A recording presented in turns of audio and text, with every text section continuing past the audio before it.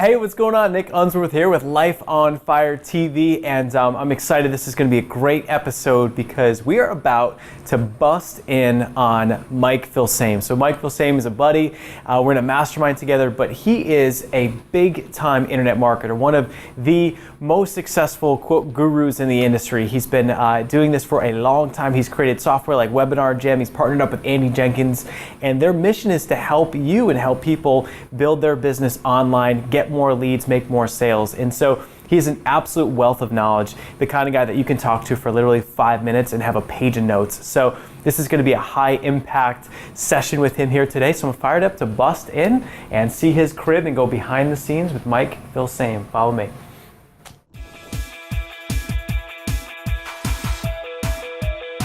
Hey, what's going on? Nick Unsworth here, and I'm a kick-ass business coach, and I'm on an absolute mission to help you find your purpose in life, to help you love what you do for work every single day, to help you be the rock star that you are meant to be, to make more money than you ever thought was possible, and to have more time freedom so you can actually enjoy the life that you're living. I'm here to help you set your life on fire.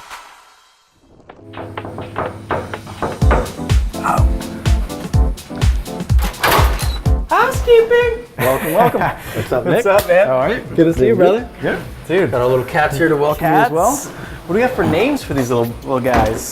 Yeah, this is Kenny. His birth certificate says kitty.com, and that's Scabby, because she's a scavenger, and Bloggy is somewhere hiding because he's scared of everything. Blogger? Bloggy. Oh, yeah? Yeah. All right. Official name. Sweet, man. So, so tell us what's going on over here. We use the whiteboard. Yeah, so this is my crib, and as you can hear, we're downtown in San Diego, so you hear everything. They're coming for us? We got a fire department right next door, so that's pretty interesting. So yeah, do a little bit of work. This is a whiteboard I use. Just shot our last affiliate video here that was put up for our affiliates. And sweet. So this is open loft, open living. They call it here. It's so we're downtown San Diego. The name of this place is called Park Loft. This is a little penthouse unit. We have upstairs, downstairs, and we're in a corner. So everything is open. So this is pretty much where we just chill out at night, watching Netflix, Hulu Plus, Breaking Bad, and all that good stuff. How good is Breaking Bad? Yeah, that was great. God. Michelle just finished watching it. I couldn't. Oh, really? She couldn't keep up with my serial watching, so I got like a couple of seasons ahead. And this is just little dining area here. This is this messy area is where Michelle and I work. And over here, this is our kitchen, Michelle's little bar stock, and lots of, there's Michelle over there, can wave. Hey! Our pizza boxes, as you can see, we do more eating pizza. Dude, you're like a Ninja Turtle, man. Yeah, exactly. Out here, this is little cat's gonna want to go out. So how often do you work out at home? So I know you've got that nice office in, I work out of the home about 2 days a week, 2 to 3 days a week, and then I go out to La Jolla to we have another home out there that we rent. Where the office works out of, but I find I can get more work done, especially when I'm writing copy and stuff like that at home. Less distractions. Yeah, the whole team works out there. So we have this balcony here, which is nice, and these two little perch balconies for our second floor up here, and we're looking out over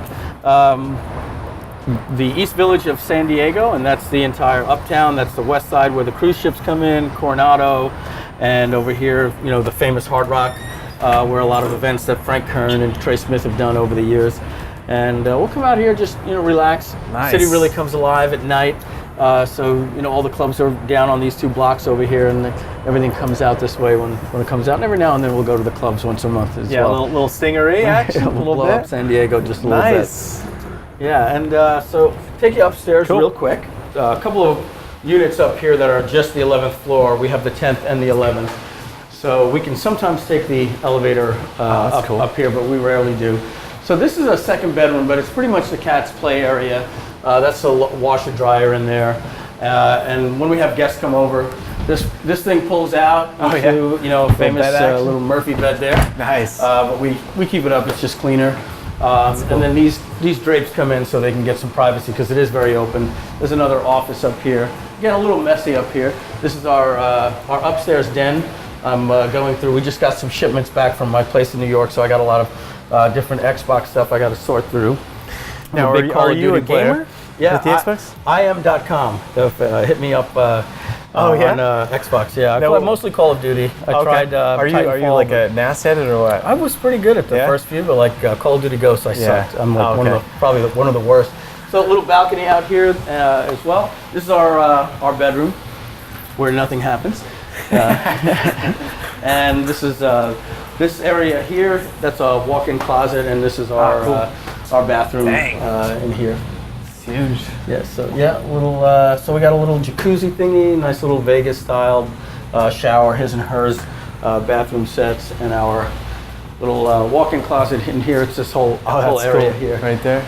Yeah, and then Michelle puts all the pictures that we've had from over the years from the Marketers Cruise, where we take about 450 entrepreneurs on vacation every year. So little. And tell us about that. So how did that come together? I mean, how did the Marketers Cruise come together? It's like a big epic event in the industry. Marketers Cruise started with a coaching program that I had, where I wanted to take my coaching students out. We took 11 people the first year. Okay. The next year, I was closing my coaching program, so we did a Bon Voyage cruise, and we got about 40 to 60 people. Okay. So then I said to Lou, the guy that helps me do it, Captain Lou, I said, let's open this to the public next year. We got the domain Marketers Cruise. And we got like 220 people the next year, 310, then 375. Then we got as high as 490. Last year, the year before that was 472. Last year over 450, and this year we're gonna have over 600 people. Michelle and I got engaged on the cruise last year, and we're gonna get married on the cruise. So you've brought it back to the you're invited to the wedding. All you got to do is go to marketerscruise.com. Free plug. Bam! We're getting married on day one on the cruise ship next year. Yeah, Megan, she says it's so much fun, and I've always been wanting to go like each year. Yeah, it's great. Yeah, great networking. Everybody there is an entrepreneur. Mostly everybody there with an online business. So it's something I don't work too hard for. You know, we go to a couple of events with a booth every year, but for the most part, we have like an 80% sign-up rate on the last day of the year, and then we just market the last few months. That's cool. So yeah, my theory behind that was that I've been to a couple of seminars at sea. Yeah. They sucked. The cruise is like $700, but they charge you $2,000. They're taking money off the whole thing. They take you to the Caribbean, Yeah. and they have speakers come and pitch you for 3 days, and you never get off the ship. I said, this is the worst thing I've ever seen. Yeah. So what I did is I said, look, we work hard. We're entitled to a vacation. We're going to take a vacation. Why not take a vacation with like-minded individuals? Yeah. So we have a very low agenda. We meet 3 days. Whenever the ship is not at port, we meet after breakfast from 10 to 1. We do some major hot seats and networking sessions. Yeah. Every night we get a cocktail hour from Carnival. They provide drinks at 7 o'clock. And then we go to dinner together. They give us the entire downstairs of the dining room. Nice. And, tear it up a little bit? Tear it up, yeah. And then we hit the clubs or karaoke or the shows and the casinos. And you get down on the karaoke? Or are you like, is this like something I'm going to figure out and find on the cruise that you're like There's a couple of videos out there of me on doing some karaoke. Yeah, I do karaoke as well. I usually like to hit the nightclub, usually close that up. Yeah. So you'll see when you come this year. So will you. No, what's the song? If you could choose any karaoke song, what comes to mind? I think last year I did a Billy Joel song. Meatloaf or anything? No, I think I did a little low. It's Still Rock and Roll to Me by Billy Joel. Oh, okay, yeah, that's a good one. All right. Yeah, I think I practice on Rock Band all year long. And so how is he? Awesome. Yeah, all right. Not bad. Certain songs, right? Maybe a Bon Jovi song. Bon Jovi. Yeah. We'll have to pull a Rock Band out. She's going crazy right now. I don't know. Maybe she got one of Michelle's brownies or something. That's awesome. Sweet. Hey, it's California. So. Yeah, right? Oh, man. So you want to go outside and hit it? Yeah, let's do that. Let's dive in. Absolutely. All right, we are back with Mike Filsaime, and we're in the hot seats here. So, basically what we do here with Life on Fire TV is we want to drill down into mindset, marketing, networking, and purpose. And that's what we feel is just some of the pillars to live a life on fire. And I think you're a great representation of that. Thanks. And so when we think about on the purpose side, so kind of give us some background about how you got into internet marketing and what makes you tick and why do you do what you do? And tell us a little bit about that. So years back, before internet marketing, I actually was a computer lover, like going back to the Commodore VIC-20 and then the Commodore 64, and I learned how to program, and I used to program in BASIC, and then I got an IBM XT in like 1986, and I wrote a computer program for my dad to check his lottery tickets, and then I wrote one for all 50 states. I got the parameters, and I ended up selling that to Lottery Players magazine. Really? In 1988. But then while I was working at Pathmark, in the supermarket business. My brother and I was going to school for computer science. My brother was selling cars. So I ended up seeing that I was making like $18,000 a year, full-time at a supermarket, making $9 an hour. And my brother was making $50,000 a year. Okay. Is he older or younger? He's older. I hope he doesn't see this, but I thought I had more skills than him. So I was like, if he can make, make 50 grand. And 50 grand back in 1985, 86 was, kind of like 90 grand today, with inflation and all that, maybe 80 grand. So I was like, hey, I can maybe go out and sell cars. So I actually left school and I went and I got a career in the car business in 1990. Okay. And I did that until 1994. And now the 1994, so 2004. 2004. So we had dinner a few weeks ago, and so isn't there a crazy story about exiting the car business that might be interesting to hear about? You got to remember 2004. I think people forget, like, YouTube didn't come out until 2005. Like, if you look at like when the domain was purchased, it was like 2004, 2005, and sold to Google in 2006. So 2003, I started getting online, but back then we didn't even know how to get our pictures online. We had a camera, and there was an SD card, and you had to get a card reader, and then you took this huge file, put it online with dial-up modems, and a little picture like this would load like this and kill your web page. So things were very different. There was no social media. You didn't know anybody. Marketing events weren't happening. So networking hadn't even come into place yet. So for me when I first got started online, I didn't know that this, there would be a career, and guys like you and me doing this, 10 years later. I was making, after a few months, about $5,000 a month. And after about a year, I was making about $18,000 a month. But I was also making about $13,000 a month as a general manager of the car dealership. Sure. And for me, I was like, who's better than me?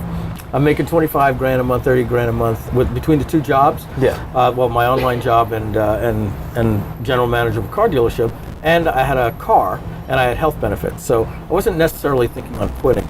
But a lot of people saw, hey, what was that, your PayPal account? How much money is in there? And I was like, don't worry about that, Jim, or whatever. And then I was also running my business at the podium while I'm working deals. So you go work a deal with a customer, I'm checking out, and then I'm seeing, your login password is here, answering customer support. And then people would come up and they'd be like, hey, Mike, and I'd be like, just give me 1 second. And they'd be like, so word got out to the general manager of the 13-car auto dealership that we had. The guy's name was John Chimella. Smartest car man I'd ever met, and I learned a lot from him.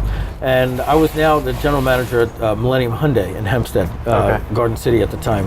And he shows up, and he never came to the Hyundai showroom, ever. And I see him just stirring it up, excuse my language, but that's what he was doing. He was like, how come nobody said hello to that customer? What's going on here?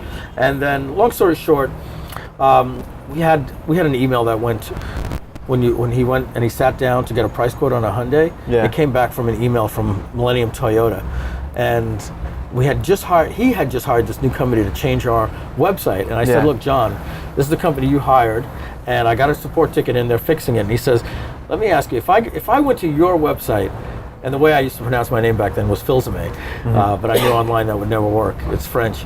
So he said, if I went to mikefilsaime.com and I entered an email into your site, would I get an email from another marketer? And I said, no. And just with a smile like this, I said, of course not. And he said, that's because you care more about your business than you care about mine. Now, I had never told anybody what I was making, and I would happen to think maybe they thought that I was making like $300 a month selling tchotchkes on eBay or something like that. So he says, you got to make a decision. You're either in business for yourself or in business for us. And I want an answer right now. And I fought him on a little bit, like some of the other guys had laundromats and video stores. And I said, look, there's no conflict of interest. I'm not selling extended warranties online. He says, I want an answer right now. And I said, John, it's been a great 5 years. And he wouldn't shake my hand. He said, give me the keys to your demo, give me the keys to the safe, and give me the keys to the front door. And like I'm shaking the keys off I'm like, I can't believe this is happening. And for a few months, I started thinking what it would be like to not have to work in this disgusting industry anymore. So he threw me out of the nest, and he gets on his cell phone and he walks out. It was a little Motorola tac phone back then, flips it up to his ear, and I want you to picture like Gordon Gekko. Like this guy had Armani suits, he was tan, perfect teeth, nails done, everything, hardest working guy I'd ever met. He walks out, he's like, Tommy, I need you at Millennium at Millennium Toyota for a meeting tomorrow. The new general manager of Millennium Hyundai, and all the salespeople are like, "What? What just?" They all. I go outside. I'm just trying to compose myself, and the emotions got to me. Everybody came up and they were like, "Hey, don't, you know how he gets. Don't worry about it. Talk to him tomorrow. Everything will be right." Excuse my language, but I was like, "F that. F him. F this place. F this industry. I'm effing out of here. I'm done." They're like, "Oh, stop. You don't know what you're talking about." I was like, and I'm crying. I'm like, "You don't get it. I'm done. I'm done with this." I said, I felt like Mel Gibson in Braveheart. I was like, "Freedom!" Like, screw this. And they were like, no. And they didn't get what I was saying. Like, this is what I needed. I don't need to be in this. He did me a favor that I couldn't do. I didn't have the nerve to quit. And my very next month, I made $55,000. Next year, I never made less than $50,000 in a month, and then after that, it was just millions. Doing what you love. I mean, that's a wild and crazy story, man. That's awesome. And so like when you think about internet marketing, then what drives you with it? I mean, do you like the creativity and the innovation? Do you like the helping people, or a combination, or what's like your biggest driver? When I was in the car business, everything I did was about setting up the internet department, getting online, an online inventory. I love the technology that can be done online. I was one of the first AOL users. Welcome. My email address still is. Back then I don't use it anymore. Sign and drive at AOL.com because big thing in advertising was come in, sign and drive, pay no money down, just sign your name and drive a new car away. So that's what I was thinking back then with that email address. So for me, I love technology just as much as I love information products and e-learning. I think I probably lean more towards creating software. Sure. Okay. Online. Yeah, I actually remember Joe Davison. I think you guys worked together back in the day. Oh man, you remember him? Yeah. Affiliate Jump. Yeah. Is that what you called him? Affiliate Jump? No, that was the name of the product that we did. Affiliate Jump. Yeah. Yeah. So just over like an Infusionsoft conference 2008, or something. Yeah. Great guy. And so, I mean, you've got so much just wisdom about marketing, so I want to kind of get to that early. But as far as before we get there, like as far on mindset, so there's things that internet marketer, there's ups and downs, there's like changes in technology. Are there things that you've learned as far as mindset about how to break through a glass ceiling? Like some people don't have a vision to make that kind of money, or are there things that you've learned, or any personal development techniques?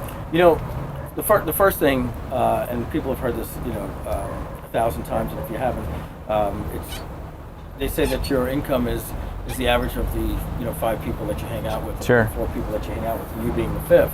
And I believe that. I think that the way that you think is greatly influenced by the people that you hang out with. So I think the first thing you got to do is you got to make sure that you're hanging around the right people. If your spouse isn't supportive, then put the earmuffs on, because they may not believe in you. Your relatives are going to act like they're interested in what you're doing, but they really want you to fail, because and they don't want you to fail. They don't want you to have success without them having it. That's really what it boils down to. Even some of the friends sometimes that you leave behind. So you got to be careful who you hang around with. The next thing is, and I don't want to talk from a place of abundance, because when things are going very good for you, things just continue to get good. So I'm going to talk about some times when things were really bad for me, and what helped me break through. So, or looking back, like what was important. So even in this business, I had some cash flow issues through 2009, 2010. I had lost my merchant account for 3 months. I was running $500,000 a month. And my monthly nut for the company. And you lose your merchant account, and if you got $1.5 million in the bank and you don't process for 3 months, you pay all your bills and you're you lose everything, and the next month you're $500,000 in debt. And it's like the Titanic. Goes quick. You see the iceberg, but you can't move the ship that fast. You can't lay off. You're worried about your employees. So I went through a funk. I went through a depression, and it also happened to me in the car business when at one point I had lost a job as a sales manager, and I didn't want to. I wanted to stay a sales manager, and after like 3 months, I couldn't get a job. And I was too proud to go back and sell cars. I felt if I sold cars, I'd be a salesman, and I wouldn't be able to have sales manager on my resume. I felt it might be too relevant. So I went through some tough times where, I had no money. I was borrowing $3 so I could go to McDonald's. I would walk to McDonald's because I didn't have money to put in the car. I'd have to borrow a car's friend to go on an interview because I had no gas in my car. Wow. My suits were wrinkled because I didn't have the money to get them out of the cleaners. So I had to wear them. Yeah. I then, it was burning. We ran out of oil. My previous wife and I, before we were married, we ran out of oil in the house. It was my parents' house. Yeah. And I didn't want to tell them. We busted pipes. I didn't want to tell them. I couldn't afford firewood, so I was taking his encyclopedia set, which was his prized possession back then, and I had to burn that in the fireplace so that we could stay warm and not freeze to death. That's so crazy. At night. And I remember we had to hawk jewelry. It was a really, really tough time. And I know a couple of people in my life right now that are going through this right now, and they're so focused on getting money into their checking account right now that they can't focus on the bigger picture. And sometimes it's a very tough thing. You got to make sure you get your car payment paid so they don't repo it. But there are so many more opportunities we have that we could build a $1 million business or a six-figure business that gets so blindsided when we have cash flow problems. So the first thing that you have to do is make sure, John Reese once told me, what you own owns you. Let everything go. Let go of all these things that you think you own, because paying for them, they own you.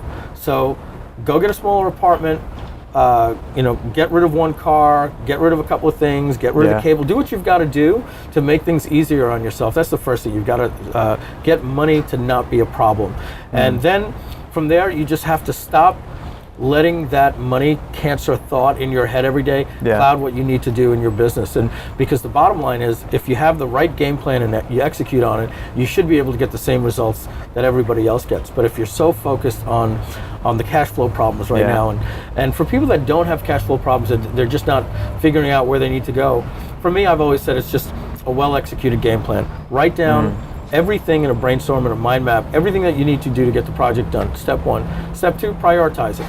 So if you were going to do a launch, buying a domain name would be one of the things, and writing the VSL would be another. But you got to prioritize it, because you don't buy the domain name 2 hours before you go live. So move that up first, and then write down everything that needs to get done, and then just execute on each item with a check mark. And what you can't do, go to Fiverr, go to freelancer.com and find somebody that can do it. You'd be surprised how cheap you can get this stuff done. And I believe that pretty much any project, if there's no software involved, can get done in 30 days. Wow. And so on that mind mapping, what's a resource that you use to just to organize the flow? Are there any tools or resources? MindMeister. Okay. Yeah, and then to organize, I use Workflowy. Once I want to put it into order. Okay, that's what I saw on your computer, the Workflowy. Oh, and that's Workflowy? Yeah, workflow.ly. Okay, .ly. Okay. Yeah. Cool. And then what's crazy is that it's almost like, I forget the law or the principle, but it's like the contraction or expansion. If you give yourself like 6 months to do a launch, it's going to take you 6 months, versus if you give yourself 30 days, you'll get it done in 30 days. They've actually done studies on that they've shown that if they give a team of 4 college students 30 days to solve a problem, and then they give a control group 2 days to solve the problem, the team that has 2 days to do it will come up with a better solution, because they realize they can't overthink the situation. And then the other people start coming up with this grand scheme, and then by three weeks in, they can't even execute on it because they created something too complicated. That's great. It's wild how much we overthink everything, and it's like, whether it's meditation or just different things, NLP, to just quiet the inner voice. It's crazy. So cool. So there's a couple different mindset things there. And then how about for networking? So you mentioned, surround yourself with the right people. And it's one of these things where, I think, you use networking to have other joint venture partners for, your business. And just any tips on that? How do you go out and get all these joint venture partners and get it where you can do a multi-million-dollar launch, where someone else, in the same spot might create a product? I think in my shoes, a creative product is a 6-figure launch, not a 7-figure launch. And so what are some tips there on that? You got to be there for people first. You really, and it can't be a strategy. It has to be part of your DNA. You got to change the way you're thinking. If you're what I call, if you remember the movie Finding Nemo, where Nemo was on the, flapping around on the dock, and all those birds were just going, mine, mine, mine, mine, mine, mine, mine, and they're all chasing him. And if you're just going me all the time, and no offense to anybody, but I'm going to give you an example. If you show up at a seminar with brochures, and in between breaks you're putting your brochure on everybody's seat, you're making it difficult for that person. They've got to carry it around until they can find a garbage, because that's where it's going to go. I don't know the last time I've ever looked at somebody's business card to get any information that I needed from them. Business cards, when I come back from an event, it's almost like, don't give me right, goes in my wallet. Yeah, and then I come back and I've got a stack of cards. Wallet. Yeah, right. And I could show you the stack of cards. I don't know why I keep them, but like they're just stacked, this across my desk from over the years. Because in the world we live in today, when you make a connection with somebody, it's, hold on a second, let me get your phone. All right, I'm going to text you, you got me, cool, I'm going to add to contact, take a picture of you. And the people that we care about these days are in our phones. So I do carry business cards just so that people don't get insulted when they say, can I have your card? And I don't look pompous and say, I don't carry a card, just so I can give them a card. But business cards don't mean anything. When you go to an event and you've got a product that you want a JV for, let somebody ask you about it. It might hurt, you want to talk about it, but you have to wait for them to go, so what are you working on? Anything I can help you with? So understanding that, you have to go in there, get to know somebody, go out to lunch, just be in the right places. So first of all, get out to local events in your industry, or national events, or travel, whatever it takes. And that's why I'm a big proponent of the Marketers Cruise. I travel to all different events. I probably do 6 to 8 events a year, mostly for the networking, probably 80% for the networking. I'm lucky to be here in San Diego. It's a great hub for a lot of events. For sure. Run a local Sunday brunch in your area. I started a thing called Marketing Breakfast back in 2006, and that's cool. and then other people started doing it, and they started creating little masterminds in their area. There's got to be 25 people in any given city that are also in your industry that you can get together with. And being the person that starts it, it's like you create the value by bringing everyone in. It's your time that you're investing to bring them in. It's kind of like the mastermind. Yeah, you and I are in a mastermind. Eric third Tuesday of every month. Put it together, and it's like, if he never needs anything, you almost feel like you definitely owe it to him. Yeah, what I mean? He put the thing together. And if there's not one, start one in your area. So the attitude first is, go out there to help other people. If you don't have a list and you can't support their launch, then maybe you have a skill when it comes to graphic design, video production, copywriting, or whatever it is. Maybe even customer service. Hey, maybe I can help you with that during your launch. So here's my theory on things. And I'm just going to be a little bit blunt. I'm going to look at the camera here, and forgive me for being so blunt here, guys that are listening. Nobody gives a shit about your product. Period. The end. I'm sorry to say it. They could care less about your product. What people care about is they care about you. And when they know you, they like you, and they trust you, they'll do anything for you, given that you have a good product. So the good product is kind of like playing Wheel of Fortune when you get there. They're going to give you RSTLNE, and then you get to pick your 5 letters and a vowel or whatever. So coming to the table with a product, that's your RSTLNE. That's the given. You have to have a good product, but that's not going to get you everywhere. You've got to get people to know that you're a good guy, that you care for your customers, that you're an ethical marketer, and they like you. And because once somebody likes you, they say, I like that girl. I like that guy. I want to find a way to help them with their dream. With them. If you just come up and say, hey, Nick, it was great seeing you on stage just before. I know you're a little busy right now, but here you go. Here's a brochure and my card. I got a new product coming out. I think your customers will love it. It pays 50% commission. You'll make a lot of money. You're almost like, oh my goodness, just I don't even just. It's not a whole lot. What was your name again? Yeah. I'm sorry. And then as soon as that person walks away, you're literally just going to be like, fold, and I don't even think you have the ability to listen to what they said because it's so strong. It's like the instant wall that goes up, just like I'm going to turn it out, or it's like the MLM pitch at like the networking meeting, or I'd like you to meet my upline. Right, exactly. Find out what people like to drink, the types of foods that they like, or what get them a gift. And like I've had people show up here, and they're like, "Here you go, Mike. Bought you a bottle of Hanger One," and I'm like, "You like Hanger One?" And they're like, "No, I saw you in a video. You said." I was like, "Which That's video?" Cool. And you got that bottle tonight because I'm like, and instantly like my reciprocation for this guy goes up like so high. Like I want to make sure that like when we go to the restaurant, I sit next to him, find out what he's doing, find out how to help him. It's just it's like the giving first, you know what I mean, and taking the time to truly get to know someone. Exactly. So that's cool. And I mean, so for you, I mean, those genuine relationships have resulted in millions of dollars of business. I mean, sounds like many tens of millions. Tens of millions. Tens of millions have been generated from the relationships that I've been able to make with people in the industry. That's just crazy. And so I kind of want to dive in now and just onto the marketing side. And I just think, I mean, in the industry, I mean, just from the creativity to delivery to software, I mean, you've got it, you know, as far as just being the innovator in the industry. And so what I really want to have happen is just to bring some just golden nuggets for these guys, and then definitely talk about some of the traffic stuff you've got going on. And so if you're thinking about, for someone that's beginner, and they're new to internet marketing, they're maybe an entrepreneur looking to build their brand, you know, just what are some of the initial steps to take as far as marketing, you know, on internet marketing, or where do you take someone that's completely new, that's like, you know, interested in, and they want to live a life on fire, they got their niche, they know their customer, but, you know, what's next? The first thing I want to do is let everybody know that that technology is the enemy, and the more you want to learn about technology, the less money you're going to make online.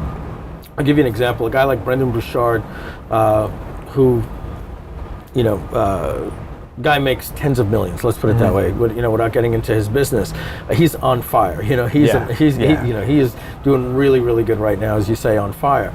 And he's got, you know, every email that I get from him talks about his 5 employees. And he just wrote us an email the other day like, hey, I'm thinking of setting up a blog. Do I even need an RSS feed? And like, so he'll ask us the right questions in our mastermind, but he doesn't get caught up in the technology, doesn't get his hands dirty. He'll go, and so like every now and then I'll meet an entrepreneur, and some of the people I coach in my mastermind, and they know nothing about tech. And then I look at the stuff they're doing and I'm like, that's some pretty good looking stuff. Where'd you get that? And they're like, oh, I hired a WordPress guy on Fiverr. He built it in like 2 weeks. Why? Is there something wrong? I'm like, no, that's good. You're focusing on your college education service, and you've got a wonderful process. And he's like, well, isn't that what you do? You just find somebody that can build a funnel for you? And I'm like, that's great. So my thing is focus on what you're good at, and don't necessarily try to figure out Amazon S3 and payment gateways. The world we live in today with rapid development and WordPress and lead pages, and you know, you could try to design this ultimate landing page and then try to get it up in WordPress, and then you can go to lead pages and just get a landing page done in 30 seconds. So focus on the marketing and the marketing principles, and focus on the value that you provide, because I love the expression, your income is a direct relationship to the amount of value that you provide and the number of people that you provide it to. Wow. So we live in a great world where you can provide it to many people online. So if you focus on getting your message and everything you do into the passion in your product, your delivery, your customer service, and then your marketing, because I don't think you can outsource marketing. I think you have to become an expert at marketing, and then let somebody else deal with the technology. Do the tech. Cool. And then so for resources, you said Fiverr, maybe, you know, Elance, things like that. Yeah, Elance, Odesk, Freelancer are some great places to find people. You can get, you know, everybody talks about outsourcing to the Philippines. It works. They do some great work. Our video sales letters, all the stuff that we do in our launch videos are all designed by the people in the Philippines for us. They do a great job. I always have a huge challenge with graphic design. You know, I got to start just going on there and just doing, you know, some outsourced projects, because it's like, man, we pay through the nose, and it always takes a while. But cool. Now, how about for what's working right now? So, you know, there's always seems to be like the different waves. You know, whether it's, you know, Google, you know, Facebook's hot. But what are you finding for someone that's got like a pretty solid offer? So someone that they know what they're doing, as far as what they're good at, what they're selling, but you know, how to generate traffic to it, and you know, what's working right now. Right now, I think what makes traffic work is funnels. You know, in Traffic Genesis, we talk about something called "Will You Marry Me" marketing, and it's a terrible way to market. So if you look at a couple, and you see that they've got 3 kids, you know, and they have a nice house and 2 nice cars, and everything's going very, very well for them. You can trace back what happened. Now, they can be a little bit more forgiving in their mistakes now, but when the guy first meets the girl, or vice versa, there's very, very little room for error at this point. Oh, in the very beginning? On day one, when I approached that person at a restaurant, a bar, a party, or at work, or whatever the case is, and it's kind of like the movie, what was the name of the movie with Bruce Willis? Was it Looper or something, like with him and the other kid that saw him in the future? So basically, like, I haven't seen it, anything that you changed in the future, like, you know, could instantly make somebody disappear because he came back from the future. So you kill him when he's young, then he died. One of those types of things. So it's the same type of thing. If you see that same couple and you go back to the first day, and that guy walks up to the girl, let's say at a bar or at a party, and says, hey, I just want to let you know you're the most beautiful person in this bar. I envision myself getting married with you and us having 3 kids and having a house out in the suburbs. She's going to be like, oh my God. And all that kids, the house, the future, it just dissolves. Like he's just created a new universe, a new parallel universe. So that's what happens when you drive traffic directly to a video sales letter. Yeah. Your customer is not ready for you to say, will you marry me yet? That's a macro offer. That's huge. Yeah. And getting down, and I just did this in January with the ring on one knee and saying, will you marry me? You don't do that at the bar. You don't do that at the party. You have to work up to that. Warm them up. Yeah. Traffic is the same way. So instead of, the reason why there are 2 types of people with Facebook. Yeah. Those that advertise and those that tried $100 and failed. Yeah. And they never return. Because they'll spend $100, $500, or $1,000 and they make no sales because every single customer they're saying, will you marry me? Right. Instead of creating an entire funnel that starts with a survey, gives a free offer, a training video, leads them up to a micro offer or a tripwire for $7, like Ryan and Perry taught so very well, and then your main product offer, then a proper upsell path, and then following up with a live webinar or an automated webinar. And then through all those different processes are exit pops and knowing where they left and follow-up sequences and following up with FAQs, price objections, dollar trials, free trials, payment plans. People don't buy from you for 2 reasons. Either they don't trust you enough yet, assuming they clicked on your ad for a reason, so we have to They're assume interested. they're interested. Yeah. So it's either they can't afford it, so they need price options, or different plans with maybe less features, or they don't trust you yet, or a combination of both. Right. So understanding that when you send traffic to Facebook, you can't use an exit pop. So do something like a survey, and then on the very next page, it's no longer Facebook. You can put an exit pop there. Yeah. You need to do I've actually always been retargeting. wondering. I've actually never used any exit pops, and so are they?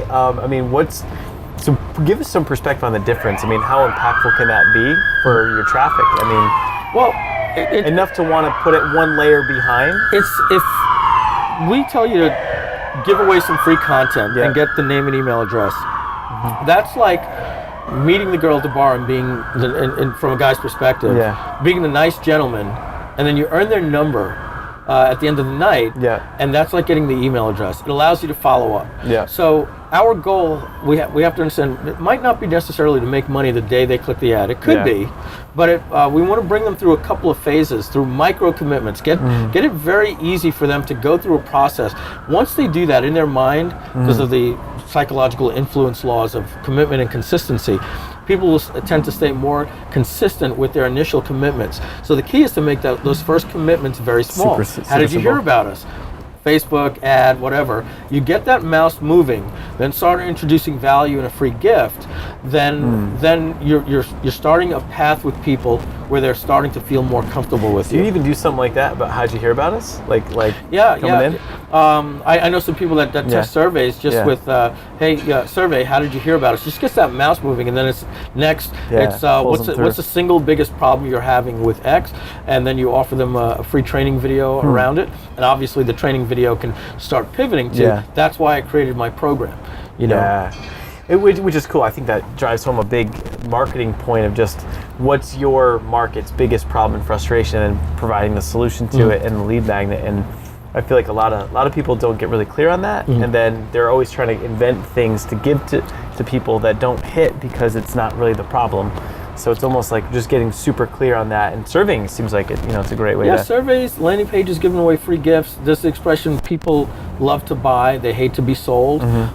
You can't be selling to people at any time. You have to lead them through, and in the car business, we used to say people are going to make a decision when they have all the information they need to make an informed decision. So if you can give people all the information they need to make an informed decision, they are now left with a buying decision. They're not being sold. Something. That's it. Exactly. It's just a decision to buy rather than you having to sell them so hard. And which is great, because I think for most people they don't like to sell. You know what I mean? So it's like if you can just make it fun, through the process. Helping people with their expertise.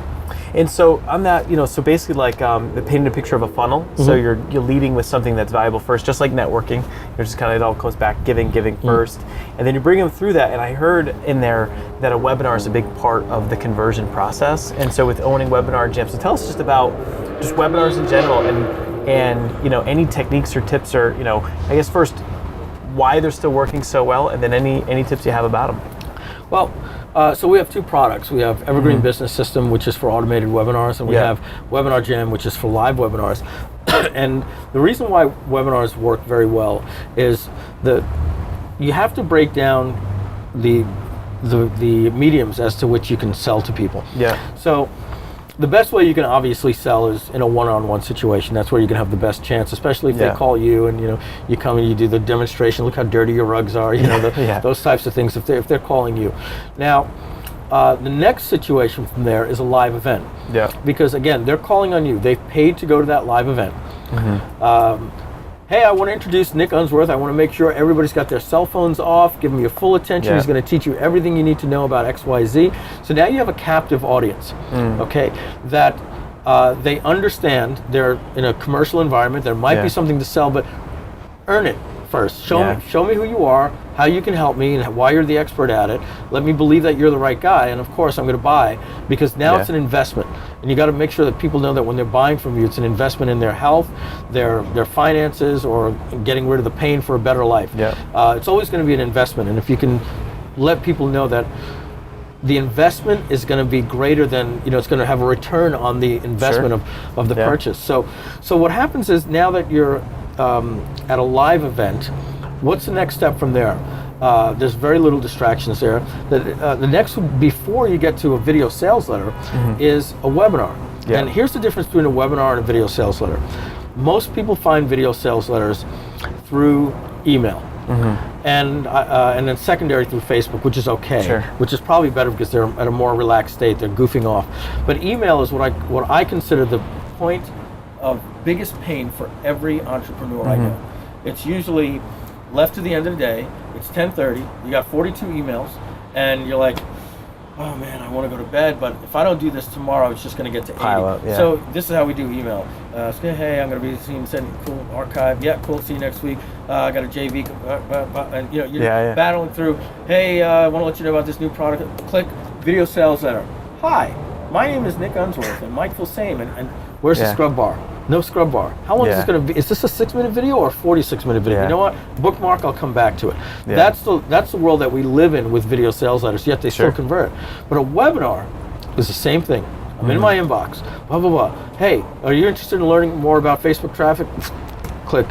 Hey, it's Nick Unsworth, Mike Filsaime. On Friday at 2 p.m., we're going to be doing Friday, 2 p.m. That sounds good. Friday, 2 p.m. Put it in my calendar. And now I know that Friday at 2 p.m. I'm going to give you my undivided attention. And if you say to me, Mike, you want to do lunch on Friday? I'll say, yeah. How's 2 o'clock? Actually, that's no good. You want to do 1 or 4 because I got something So people will plan around it. And now you have their undivided attention, almost like you did at an event. And a webinar allows you to slow down the VSL, which an 11-minute VSL can sometimes feel like forever, video sales letter, where you go for 60 minutes in a webinar. It allows you to tell your whole story, proof of concept, case studies, testimonials. This is what it can do for you, and here's how to get access, and then another 30 minutes of Q&A. And that's why they work so well. That's awesome. I mean, basic captive audience, and then, and what about Webinar Jam? So, how does that help out as far as the webinars go?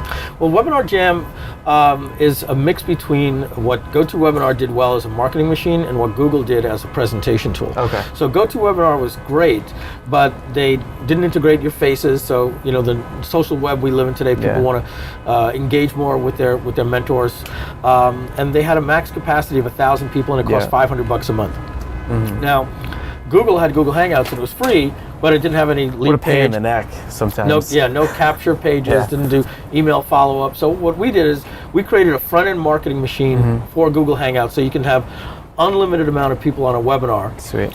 You pay $297 a year instead of $499 a month for unlimited people as opposed to 1,000, and it does all the marketing, sends the text message reminders, email reminders, gets people on, does the replay pages for you, has chats, surveys, push your add to cart buttons at any time, things like that. That's cool. I mean, and it sounds like with that follow-up, that would help get more people there to actually show up live. That's the key with any funnel, is sequencing. Knowing where people are at any given point in your marketing funnel, and that's by design first on a whiteboard, then a process map, and then you implement it into your marketing system. So when this event happens, trigger this email, trigger this text message. Sure.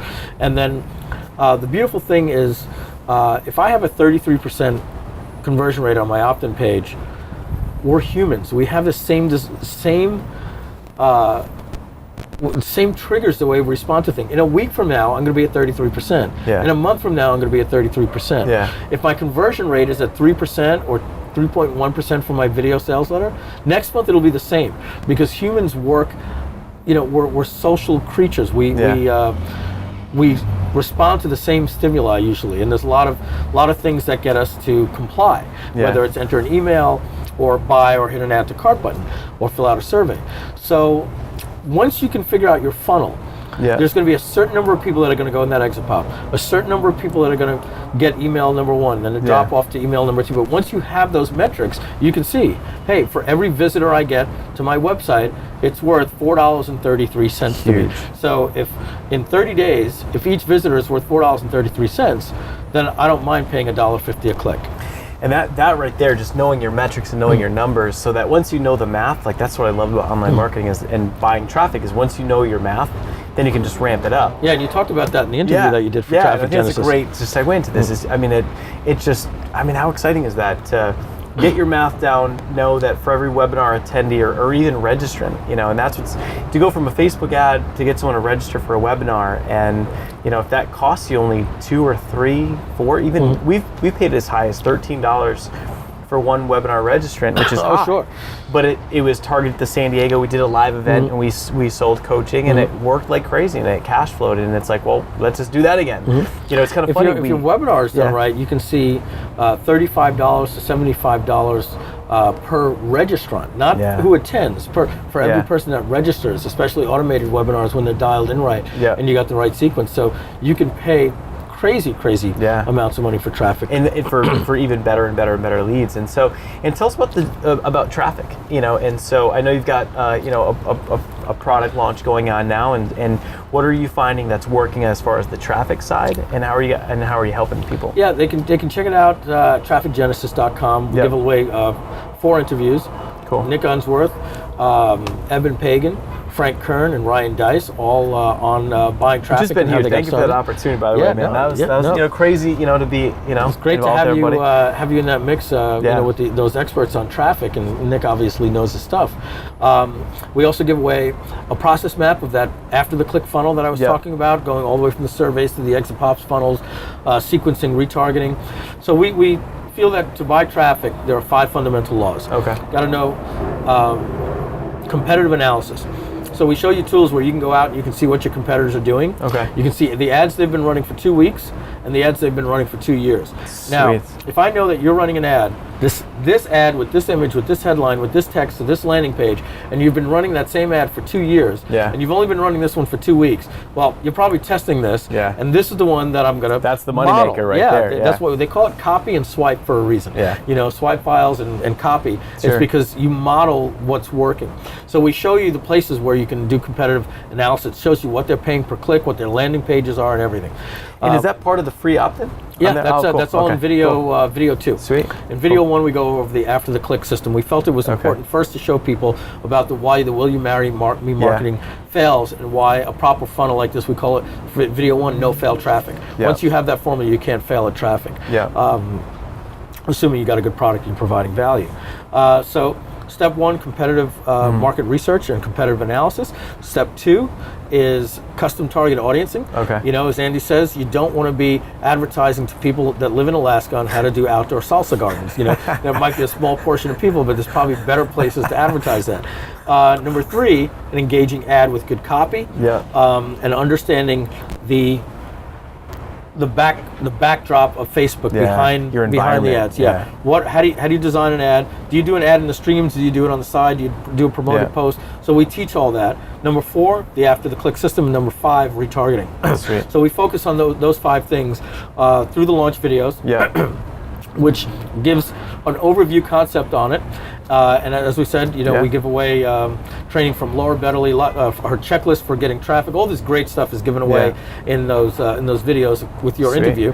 And then and I think what's so cool about all that is that's exactly the funnel that we were talking about before. Exactly. That's why you can probably do millions of dollars in a launch like this, because there's so much value. I mean, you've got 4 videos, and then you've got all the resources to boot, and it's 100% free.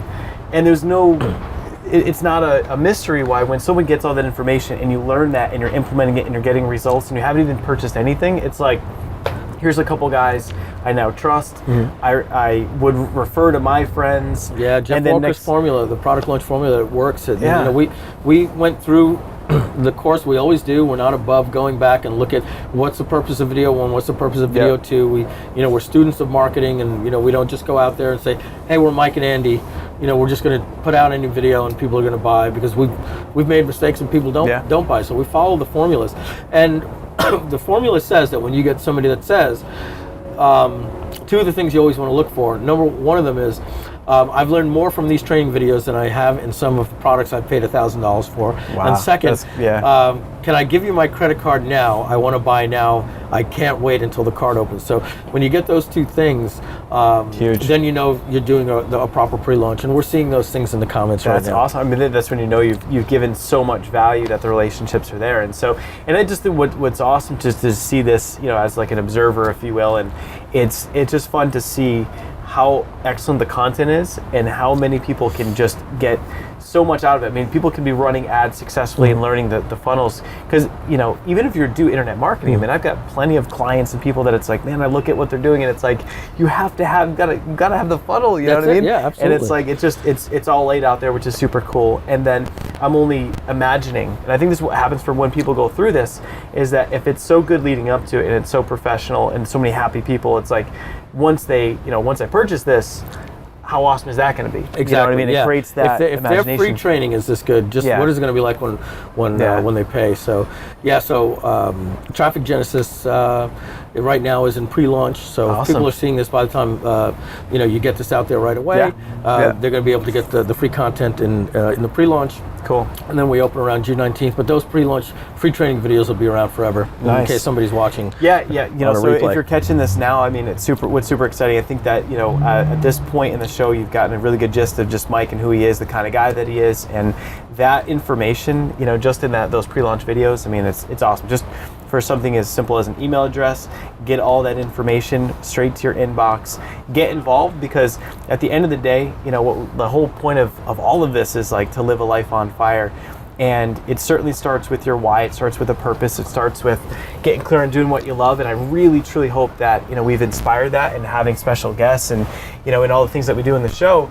But the other thing is that once you have that, it's like it's worthless without a funnel and without traffic, you know. And so obviously, you know, that's a lot of things that we do. We teach different strategies, but you know, this is something that I would highly recommend. Just dive in, grab, you know, those resources, get the free training, and you know, certainly go through the motions. And if you're having trouble with leads, that's one of the things that's so crazy. And as a business coach, I look at someone that's like, dude, no wonder why you're not making money. You don't have any leads. Leads you is know the lifeline of any business. And, you'll never go broke with too many leads. Yeah, I call it it's the most important skill. When you learn how to be able to spend $1 to make more than $1, well, then you can ramp that up, and you can, even if you were to acquire leads at the cost of zero. Yeah. You know, people say, what do you mean spend $10,000 and to make $10,000 back? Well, didn't cost you anything, and what if that gave you 15,000 leads a week? Who would want to have free just if you could build your list and do nothing else and get 15,000 opt-ins a week or 15,000 opt-ins a month at no cost? Yeah. Then you're building a list of 15,000 people a week, and you'll be able to monetize that. You just can't lose when you build a proper funnel. And that's skill. I mean, you know, coming from like a Facebook advertising background, it's like as soon as you get good at that, you'll just never be broke again. And so you hear the stories of your story where it's like, I mean, you were just scrapping to get by. I mean, shoot, you're burning encyclopedias and stuff, man. My story, and I don't know if I told you this, but I've shared this before. I borrowed money, and I borrowed money from a friend, and I put my last $2,500 on a Discover card to go to Eben Pagan's Guru Mastermind to get myself in an environment around successful Surround people, yourself with the right people, invested in myself, and that's like, no matter whether you're successful and you need to get the next level, and you're in a tough spot, it's like you have to invest in yourself.